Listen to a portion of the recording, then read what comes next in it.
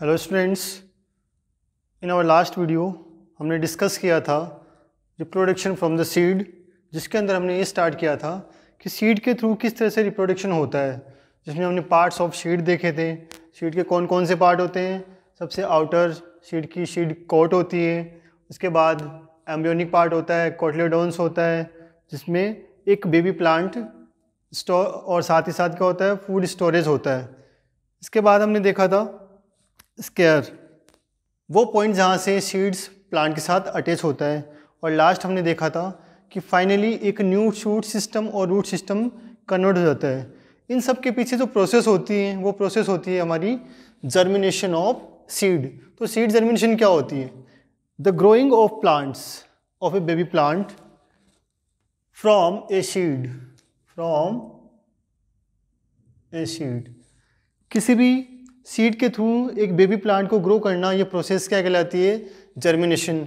Generally हम लोग घर पे भी यूज़ करते हैं। हम लोग क्या करते हैं, सीड को सोइल के अंदर ग्रो करते हैं, कुछ टाइमिंग के बाद देखते हैं उस सीड से क्या निकलने लगती है, एक छोटी सी रेडिकल रूट सिस्टम, और ऊपर की तरफ क्या निकलने लगता है, एक प्लूम्यूल, एक छोटा सा शूट सिस्टम, जो कहते हैं कि ग्रीन लीव्स आने लग जाती हैं। देखिए किस प्रोसेस से। डायग्राम है यहाँ पे किसका, सीड का आउटर कवरिंग सीड कोट होता है, जिसमें सीड प्रोटेक्ट करता है, और फूड स्टोरेज होता है जिसको कोटिलेडोन्स कहते हैं। वो पार्ट, सीड का वो पार्ट जहाँ पे एम्ब्रियो के अंदर से रेडिकल पोर्शन इमर्ज होना शुरू होता है, उसको कहते हैं हम लोग हाइपोकोटाइल।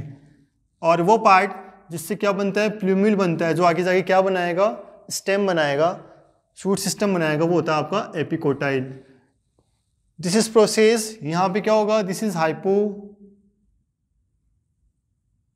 कोटाइल पार्ट, जो क्या काम कर रहा है, जो अटैच कर रहा है, जो फाइनली किस में कन्वर्ट हो रहा है, रूट सिस्टम में कन्वर्ट हो रहा है।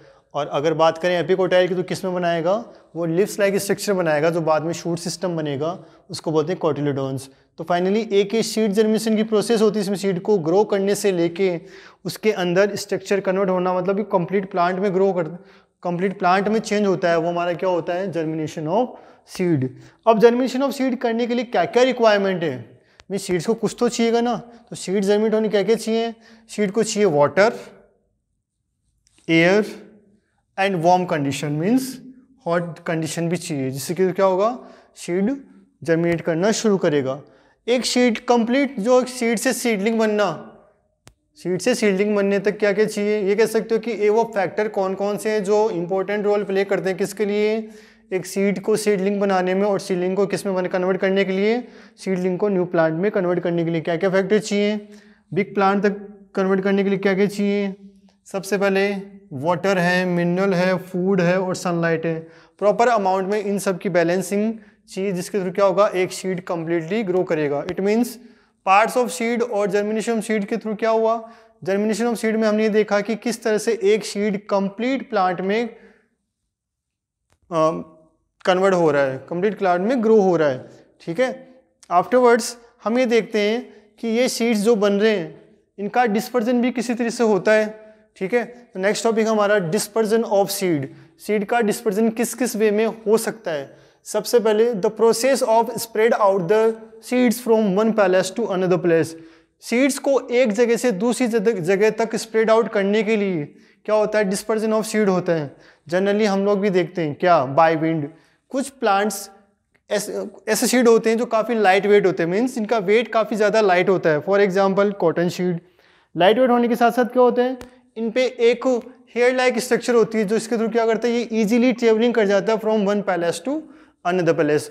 और वहाँ पे जैसे ही इसको सूटेबल कंडीशन मिलती है, तो क्या करते हैं, वहाँ पे सीड वो ग्रो कर जाते हैं। तो एक मेथड तो हुआ बाय विंड में क्या हुआ, कॉटन सीड प्लांट है, क्या करते हैं, काफ़ी लाइट वेट प्लांट होते हैं। ऑर्चिड्स प्लांट्स हैं, ऑर्चिड प्लांट के सीड्स भी काफ़ी लाइट वेट होते हैं, तो क्या करते हैं, वो ईजीली क्या करते हैं, एयर के साथ ब्लोइंग कर जाते हैं। और क्या करते, किसी अदर प्लेस पे जाके क्या होता है, जैसे उसको कंडीशन मिलती है, उसको कंडीशन उसके अकॉर्डिंग मिलती है जर्मिनेशन के लिए, तो क्या करते हैं, वहाँ पे वो ईजिली क्या करता है, ग्रो करना स्टार्ट कर देता है।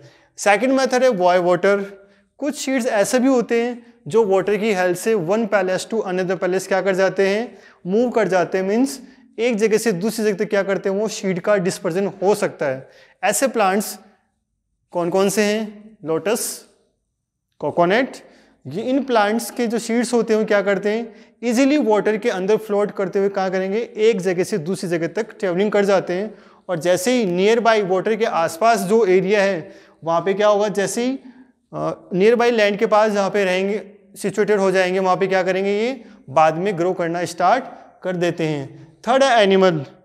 काफ़ी सारे सीड्स ऐसे होते हैं जिनके ऊपर काफ़ी शार्प हुक लाइक स्ट्रक्चर होती है, जो क्या करता है? बॉडी के साथ अटैच हो जाता है। लाइक एनिमल्स में क्या होता है कि जहाँ पे एनिमल्स सेटल डाउन होते हैं, बैठ जाते हैं, या ह्यूमन बीइंग की क्लोथिंग में क्या होता है? काफ़ी सारे सीड्स कई बार अटैच हो जाते हैं। तो एनिमल्स जैसे ही एक जगह से दूसरी जगह विजिट करेंगे तो क्या होगा? सीड का डिस्पर्जन वहाँ से उस स्पेस पे हो जाएगा।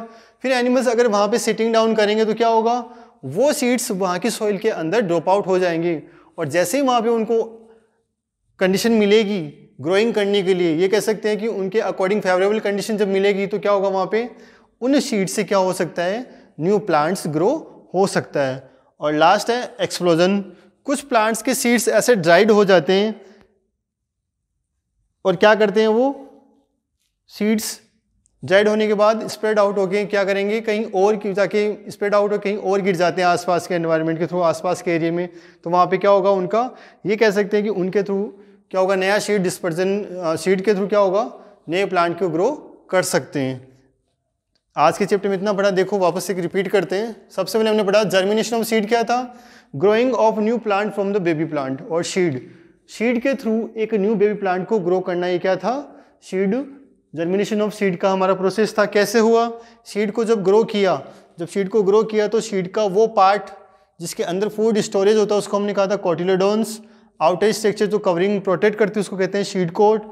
और रेडिकल वो पोर्शन होता है जो हाइपोकोटाइल मीन्स एम्ब्रियोनिक के अंदर वो इमर्ज एरिया जहाँ से क्या होता है? रूट सिस्टम कन्वर्ट होता है, वो क्या होता है? हमारा रेडिकल पोर्शन जो हाइपोकोटाइल्स के इमर्ज के स्टार्ट होता है। और सेकंड एक और था एपिकोटाइल। एपिकोटाइल क्या करता है?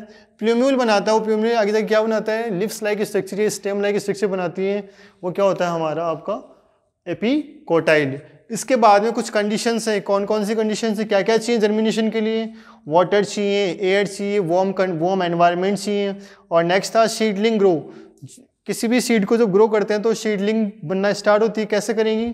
उसके लिए बिग प्लांट तक बनने के लिए इसको क्या क्या चाहिए? वाटर्स हैं, मिनरल्स हैं, सॉइल में इसको हमें ग्रो करना है। और क्या चाहिए? फूड चाहिए, सनलाइट चाहिए। तो इसकी हेल्प से क्या होगा? एक प्रॉपर सीडलिंग में कन्वर्ट होगा और फिर वो क्या करेगा? न्यू प्लांट में कन्वर्ट हो सकता है। इसके बाद कुछ मेथड्स है जिसके थ्रू सीड वन पैलेस से अनदर पैलेस के ऊपर क्या कर सकते हैं? स्प्रेड आउट कर सकते हैं। फर्स्ट मेथड था बाय विंड्स।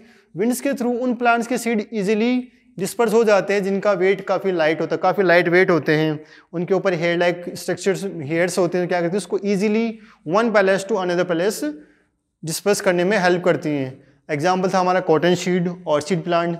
सेकेंड था बाय वाटर। कुछ प्लांट्स के सीड्स लोटस, कोकोनट ऐसे जो वाटर के साथ फ्लो होके वन पैलेस से अनदर पैलेस से विजिट करते हैं या फिर क्या करते हैं? फ्लो आउट हो जाते हैं। और किसी नियर बाई वाटर के आसपास के एरिया में जहाँ पे वो स्टॉप हो सकते हैं वहाँ पे क्या करेंगे? जैसे उनको कंडीशन मिलेगी ग्रो करने की, वहाँ पे क्या करेगी? वो कंडीशन ग्रो करने में हेल्प करेगी। थर्ड था एनिमल्स। काफ़ी सारे सीड्स ऐसे होते हैं जिनके ऊपर काफ़ी स्टॉक या हुक लाइक स्ट्रक्चर होती है जो एनिमल बॉडी के साथ स्टिक हो जाती हैं। और जब एनिमल किसी और प्लेस पे जाके सेटल डाउन या सीटिंग करता है तो वहाँ पे क्या होता है? वो ड्रॉप आउट हो जाते हैं और उस जगह पे क्या होता है? कि नया सीड के थ्रू एक नए प्लांट की ग्रोइंग हो सकती है। लास्ट था हमारा एक्सप्लोजन। कुछ सीड ऐसे होते हैं जो ड्राइड हो जाते हैं। ड्राइड होने के बाद क्या होते हैं? वो एक्सप्लोज कर सकते हैं और क्या करेंगे? वहाँ से एक नए उन सीड्स के थ्रू क्या होगा? एक नए प्लांट्स की ग्रोइंग हो सकती है। इस लेक्चर में इतना ही। Thank you.